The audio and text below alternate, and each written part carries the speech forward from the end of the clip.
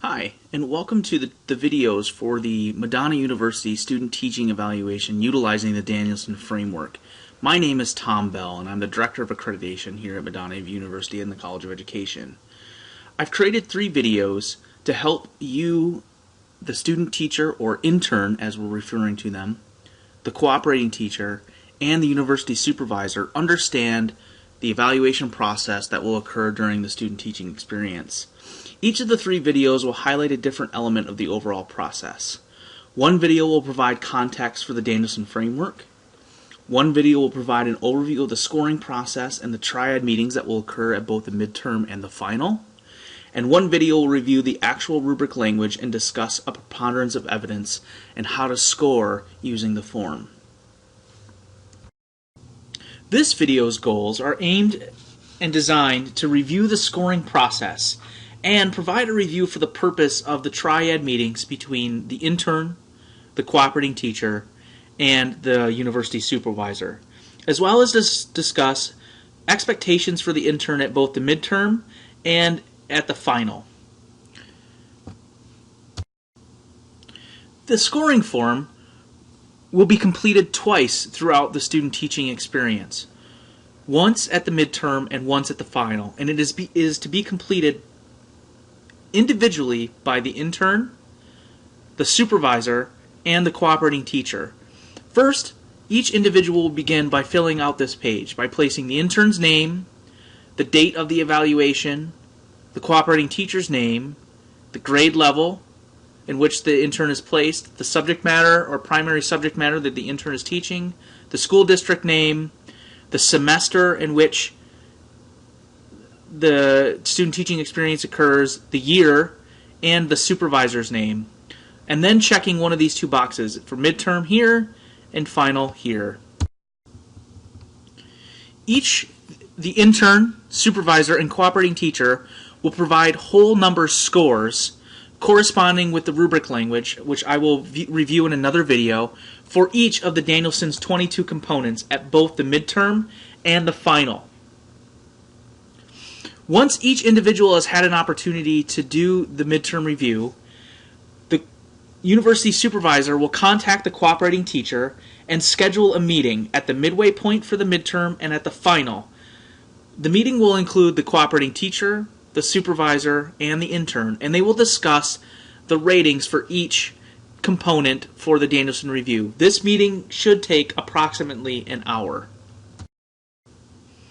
At the triad meeting, the cooperating teacher will make a case and provide evidence for each of the component scores that they have indicated for the intern.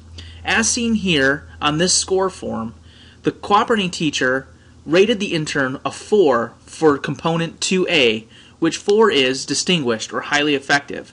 The cooperating teacher will then make a case using evidence as identified in the rubric that aligns with the rubric for the particular score. Once all of the 22 components have been discussed, the university supervisor will then take all the evidence and determine a final score. The final score should more than regularly use the cooperating teacher's score or reflect the cooperating teacher's score.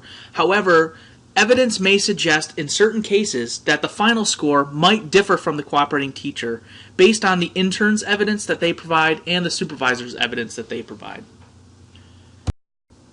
Once the triad meeting has been completed for both the midterm and then later on at the final, the intern and the cooperating teacher will send an electronic document with their scores to the university supervisor.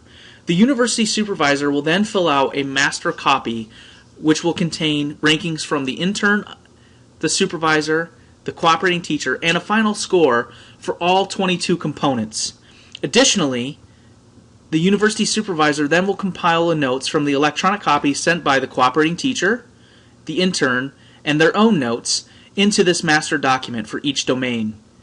And then they will write final comments. The final comment summary should reflect the scores for that given domain. Once all of these documents are put together, the university supervisor then will send a master copy for the midterm and when the time comes, a master copy for the final, containing all of this information to Donna Drolet at ddrolet@madonna.edu. Again, the university supervisor is responsible for sending an electronic copy to ddrolet@madonna.edu of the master scoring form.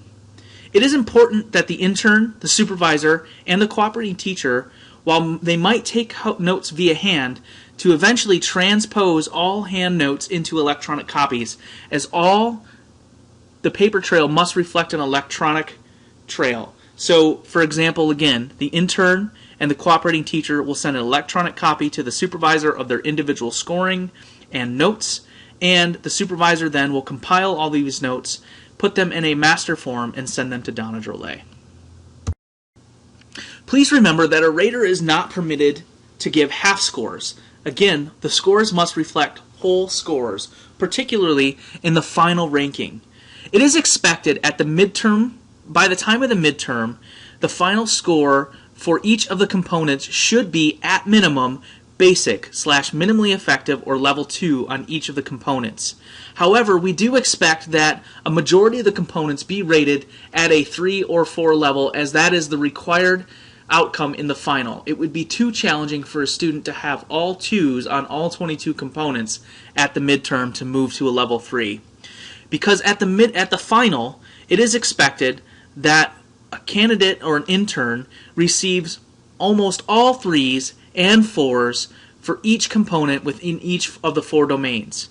With that being said, a candidate or intern may receive at least 1 score of basic or minimally effective in a given domain. However, they are not allowed to, or they are not able to, receive more than 1 score of a level 2 or minimally effective or basic rating in a given domain. So for example, in domain 2, if 2 of the components the intern is rated level 2, then if that was to occur, then the student teaching evaluation will be reviewed by a Dean's Review Committee. And the Dean's Review Committee will look at all of the evidence that is listed, all of the numerical rankings, and then all of the evidence that is provided in the comments section. However, and finally, if an intern receives an ineffective or unsatisfactory ranking for any component at any point during the midterm or the final, they must meet with the dean and or director of student teaching to determine if they are able to continue through the student teaching experience. Thank you for participating and viewing this video. Please make sure to watch the other videos to have a full, complete understanding of the review process using the Danielson Framework for teaching.